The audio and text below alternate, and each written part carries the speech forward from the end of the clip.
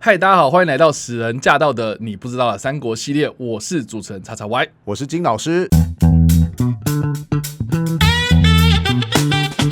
好的，我们今天要来聊聊的是《三国》这个电视剧的第13集。一开始呢，我们就看到汉献帝他长大了之后呢，就带了一些宦官或是他身边的这些官员们，回到了残破不堪的洛阳城。这个当中呢，就看到他非常的辛苦啊，想要吃东西都吃不到，想要喝东西也喝不到。结果这时候来了一个救星，就是曹操啦。曹操他带了热汤笼络了这些人。那我们就在这个过程当中呢，我们就看到呢，曹操就一步一步的掌握了汉献帝。那我就还蛮好奇的，就是说汉献帝真的有像是电视剧里面讲的一样，就是说，没什么实力啊，软趴趴的一个人吗？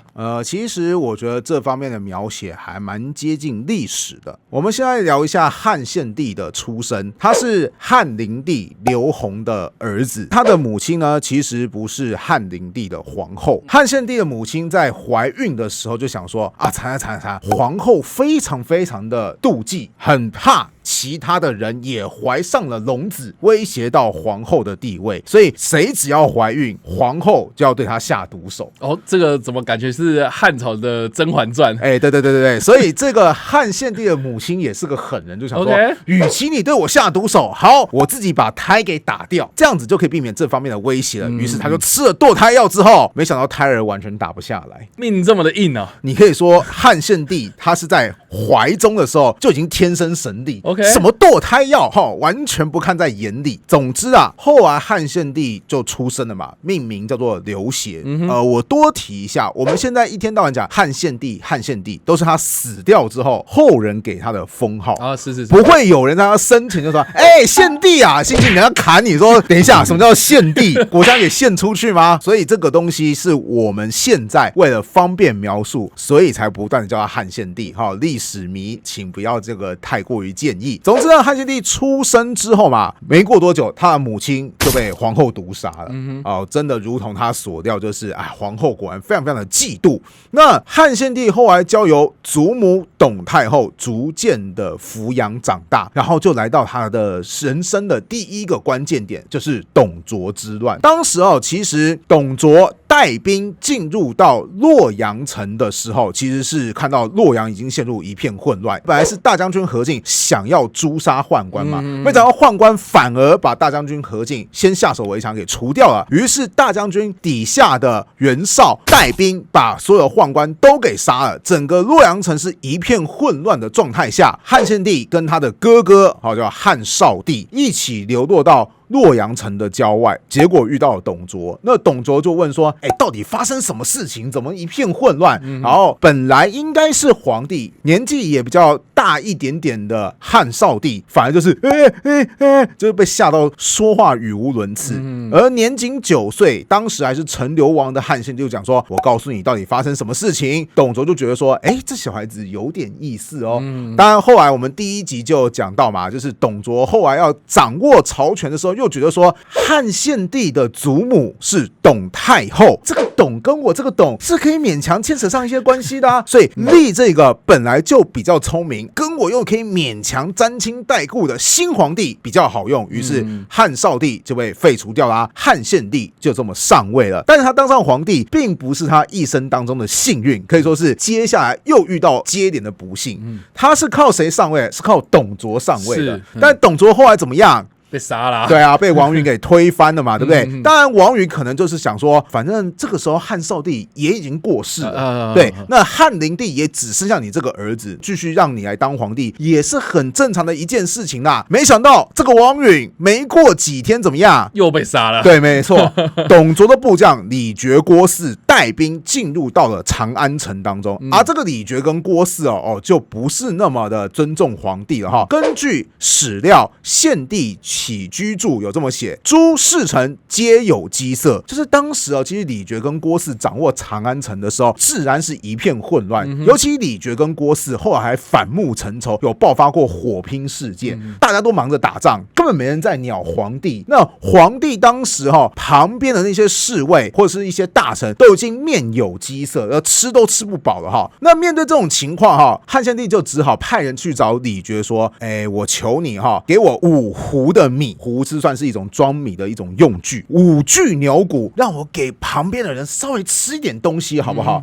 你看这个要求非常非常的卑微。是啊，他要的不是5头牛，而是你给我牛骨，对对啊，那上面可能有一些碎肉剔下来啊，加减吃这样子。那牛骨熬汤啊，我让我旁边人稍微就是不要那么饿，拜托你好不好？结果李傕怎么回答？朝补上饭，何用米为？什么意思？就是说你要米来做饭干什么？其实这句话就非常莫名其妙。对啊，这是什么意思？那到最后又觉得说，好啦，你要是不是 OK？ 好。我给你牛骨，什么东西呢？腐牛骨，臭掉的。对，OK， 好，皆臭不可食。当时汉献帝看了就大怒啊，想要说你这是对待我什么态度？结果还是旁边人讲说，哎呀，李傕郭汜啊，他们本身就是一个很粗鄙的人啊，你现在不要跟他们计较哈。其实我猜倒不是说不要跟粗鄙的人计较，而是李傕本来就很不尊重你，人家又带兵，万一你把他惹毛了，下一步怎么样？把你干掉啊！对啊，所以后来汉献帝就是很心不甘情不愿说，对，你讲的话有道理哈。所以其实献帝在董卓死掉之后，在长安城待的并不是很开心。终于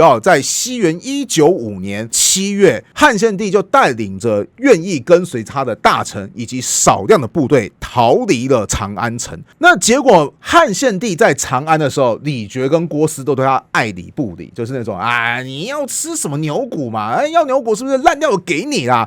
结果等到汉献帝跑出长安之后，李傕跟郭汜反而觉得说不行，不能让皇帝走了，因为我们现在有权威，就是因为掌握了皇帝，他要是跑了，我们哪来的权威啊？于是想尽办法去追上汉献帝，所以汉献帝算是在一边抵挡一边逃难的情况下，慢慢的才终于来到洛阳城附近。所以一开始我们看到电视剧他演的，他返回到洛阳的那个时候，其实就是这个时间点了嘛。对 ，OK。而且其实汉献帝也很快意识到说，就凭我身旁这些残兵败将，是根本不可能抵抗追杀的，这看起来蛮惨的。对，所以我一定要呼救其他人，愿不愿意赶快前来救援。是，那有一个人就注意到说，这个是个好的时机点，那就是接上我们剧情当中的曹操率领部队迎接汉献帝啦。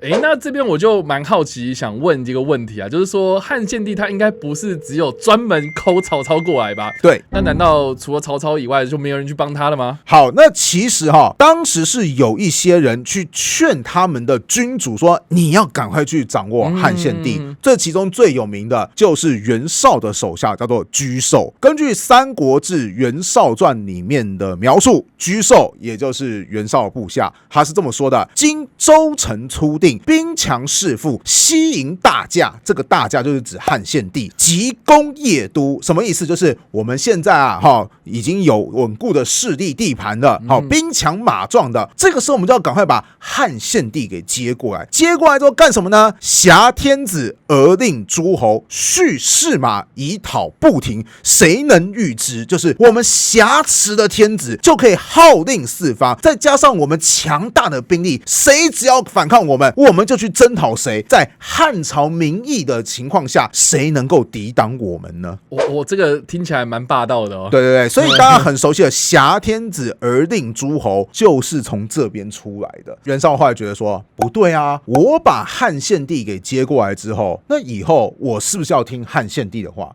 万一汉献帝的想法跟我袁绍想法是相反的啊，我不好反抗啊，对不对？因为他是皇帝啊，我干嘛要自找这个麻烦？所以袁绍他并没有很积极去做这件事情。那相比之下，曹操就积极很多。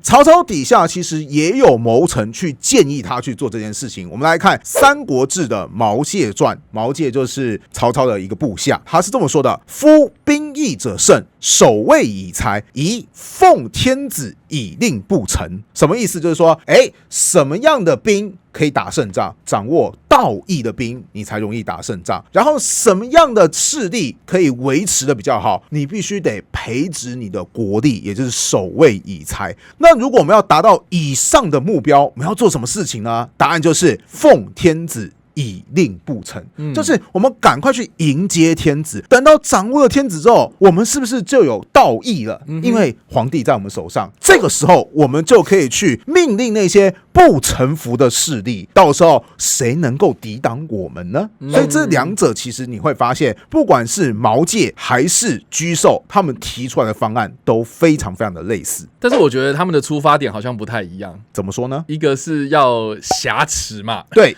一个是要我们把他找过来，我们听你的啊，但实际上是按照我的意思去做。对对对对，我们看一下挟天子而令诸侯，听起来就比较霸道啊。是啊，挟嘛，就是威迫嘛，挟持的意思嘛，对不对？那奉天子是什么意思？你要奉迎，你要恭恭敬敬的去对待天子。是，虽然目的是一样的，就是我们都是要透过掌握天子去号令整个天下，但是对待天子的态度，一个非常的霸道，一个非常非常的恭敬，而且曹操反而是比较恭敬的那一个。因此，我觉得啊，历史上汉献帝被曹操接纳之后，当然逐渐的曹操把他的权力慢慢的给抽走。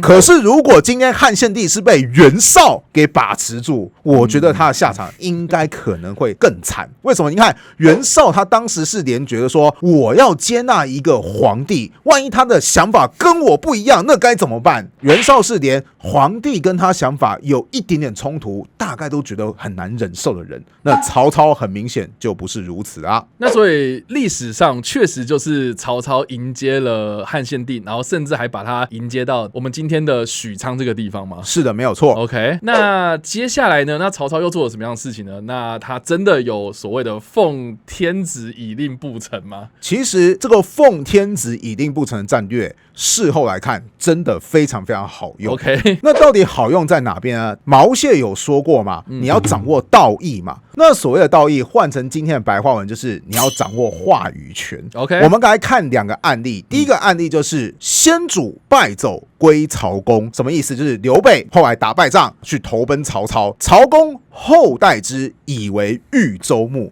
什么意思？就是曹操就说刘备你来了哈，我一定好好的对待你。怎么好好对待你呢？我封你豫州牧，就是掌握豫州这一整块地方名义上的长官。对，这个是曹操封给刘备的嘛？对，那曹操是按照天子的意思，然后封给刘备的意思吗？没错，就是曹操他会去请示汉献帝说，现在刘备来投奔我们啊，我觉得他是个人才啊，朝廷该好好的重用啊，给他个豫州牧好不好？你觉得汉献帝会说不好吗？